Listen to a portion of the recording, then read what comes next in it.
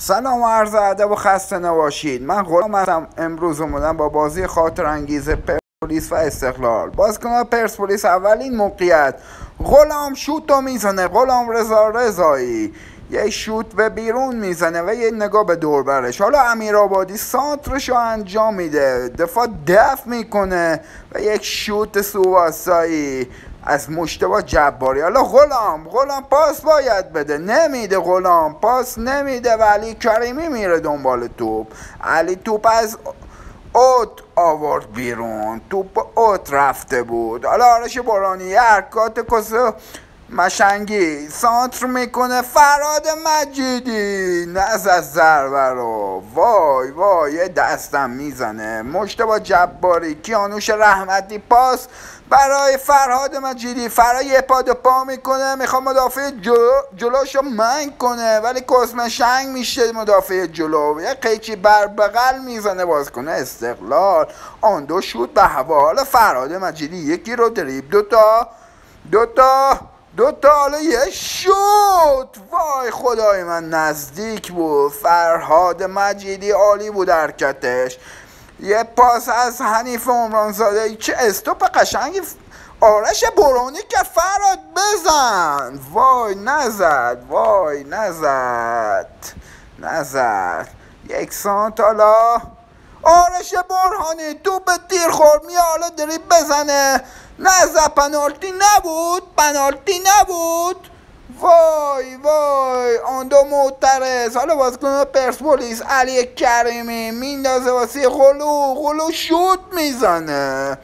نه مهرداد اولادی بود، خدا رحمتش کنه. سانتر از وای حنیف بچه غول چرا نزدی تو رو بکنی بچه غول. یه پاس برای علی کریمی. این چه کاری بود؟ توپو دوباره میگیرن. غلو توپو گیره دا علی کریمی تو سر توپ و توپ بیرون به نشانی اعتراض. دستی هم تو موش میکشه علی کریمی. حالا ضربه آزاد برای بازیکنان استقلال. مجتبی جباری پاس میده، کیانوش رحمتی شوت میزنه. چه بازیکن شوت زنی بود این کیانوش. وای. حالا علیرضا حقیقی که بچه سالی هم بود ناراحته. علی کریمی پاس مازیار زاره و مهدی رحمتی میاد مثل عقاب آسیا توپو میگیره و میخوره به بازیکن خودی و صورت به صورت میشن. پوزشو گرفته مهدی رحمتی. حالا یه ضربه آزاد برای پرسپولیس. علی کریمی پشت توپ شوت میزنه و مهدی رحمتی دفع میکنه. علی دوباره توپو میگیره، میخواد دریبل بزنه، ببینیم میتونه. نه بازی تموم شد. به وقتای اضافه میریم. آرش برهانی از اون حرکات کسمه شنگیشون ببینی انجام میده یا نه نداد. پاس داد. آن دو تیموریان، آن دو میده به این دو. حالا مهدی امیرآبادی چی بلند مندازه و مجتبی جباری چه لایی زد. خدایش هم دربیای قدیم قشنگتر بودن با وجود این بازیکن‌ها. چه لایه‌ای زد به علی لایه خور. علی رضا حقیقی، مرگیر معروف علی حقیقی. نگاه کنید شما. چه دیدی؟ آفساید اصلا نبود. چه دیدی؟ پاشو کرد زیر توپ و یه لایه به بغل داد. لنگای علیرضا حقیقی رو باز کرد مجتبی جباری و نشون داد کتن کیه. گل رو نگاه کنید و کیف کنید. ببینیم توپ از خط رد شد یا نه. با این ضربه مجتبی رد شد از خط دروازه. جان و دوباره مجتبی جباری از اون پاسای تو اون قشنگش. آرش برهانی همه توپا رو خراب کن. کجا رفت؟ خورد توی تبلیغ پدیده.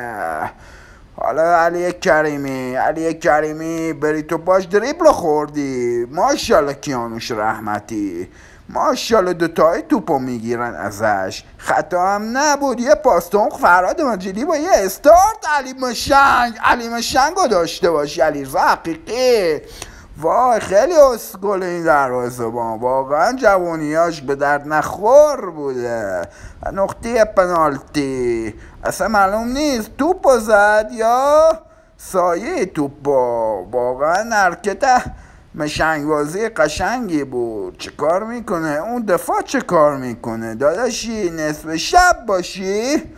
علی مرغگیر جلوی مشتبه جباری میزنه، محکم هم میزنه. اگه وسط هم وامیساد علی رقیقی از لای پاش به گل تبدیل میشد، چون قبلا از مشتبه لای خورده. وسط هم وامیستاد لای رو میخورد، گل رو میخورد. مشتبه اینجا هم نشون میده کتن کیه. ببینید چه شوتی ول کرد، ماشالله. حالا شریفات اسماعیل که تازه به بازی اومده یه دریب میزنه علی مرغگیر رو. علی مرغگیر واقعا این بازی خراب کرد.